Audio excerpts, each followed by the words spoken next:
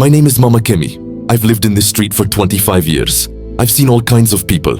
But I'll never forget the day 3 tiny children were dragged into our compound, holding a small black bag between them. Their eyes were red. Their bodies were weak. Their names? Hope, Miracle, David. They had just lost their parents in a car accident. The whole neighborhood gathered to watch. Madame Veronica, their stepmother, stood tall like a proud woman. She wore a red wrapper, tied tightly across her chest, and fake lashes that blinked too slowly. "They will stay with me now," she announced, pretending to wipe tears.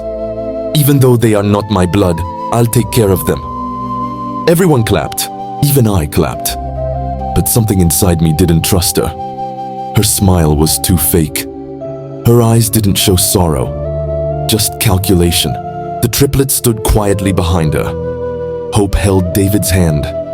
Miracle kept looking at the ground. I went to them later that evening and offered them some rice. They smiled and whispered, "Thank you, Ma." That night I prayed for them. I didn't know the storm that was coming. After the neighbors left and the clapping stopped, life changed for those children. From my kitchen window, I could see into Madame Veronica's backyard. That's where she made the children sleep, on an old mat under a leaking zinc roof. No bed, no pillow, no comfort. By day, she dressed them in clean clothes when they were outside. But once inside, she turned into someone else. "David, come and sweep the whole compound. Miracle, wash my clothes with your hands. Hope, go and fetch water. Run, run, run!" She shouted from morning to night. No love, no care. Just orders, like they were housemaids.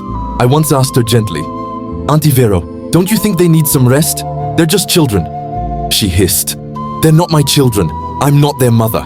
If not for pity, would I keep them?" That day I went inside and cried. Hope, who used to smile, became quiet. Miracle, who used to laugh, stopped talking much. David, the smallest, started wetting himself at night. I heard Madame Veronica beating him for it.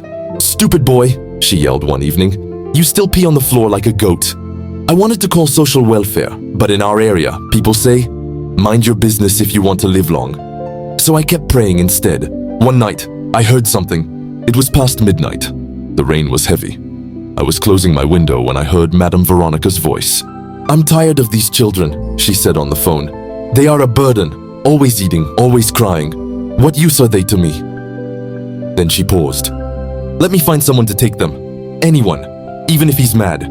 I just want them out of this house." I froze. What kind of woman says that about children who lost their parents? That night, I couldn't sleep. I knew something bad was about to happen, but I didn't know how bad. 3 days after that rainy night, something strange happened. A man appeared in our street. He was tall but walked with a slight bend. His clothes were dirty. His slippers were worn out. His beard was full and gray. Everyone called him a mad beggar. Children laughed and ran from him. Shop owners chased him away. But I watched him closely. He wasn't mad. He was quiet, gentle. He picked food from the ground and gave part of it to a stray dog. He even tried to help an old woman lift her bag, but she screamed and ran away. That same day, I saw Madame Veronica watching him too, from her gate. Her eyes were sharp, calculating. Later that evening, she dressed the triplets in their worst clothes. Not their Sunday clothes, not even the ones I gave them. She made them wear torn singlets and rubber slippers. Then she called the strange man over. "Hey you, come here," she shouted from her gate. The man looked around. "Me?" "Yes, you," she snapped.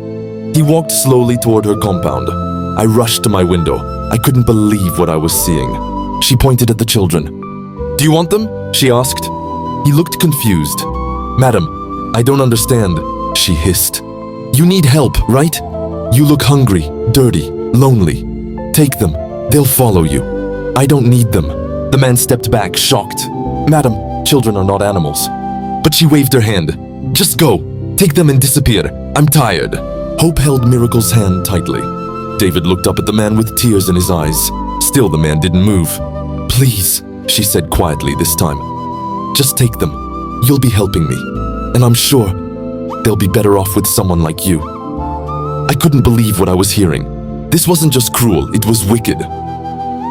"And then," the man nodded. He reached out his hand gently. "Children, come." They looked at Madame Veronica. She shouted, "Go with him!" And they obeyed. 3 tiny children, walking down the street with a man everyone believed was mad. No bag, no food, no goodbye. Just like that, they were gone. What Madame Veronica didn't know was that she had just sold those children to a billionaire.